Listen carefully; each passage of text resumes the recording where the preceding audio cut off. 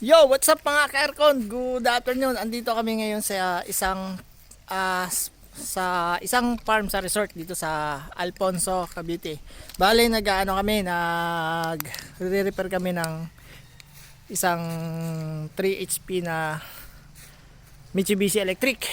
Problema ito, binutiki. Ngayon, na-solve na yung problema.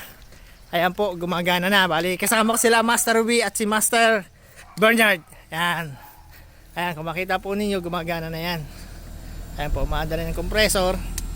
Tapos 7 ampere. Ayan po.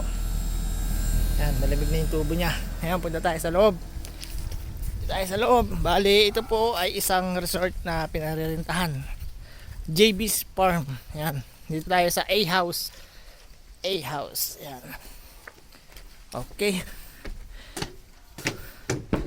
Ayan.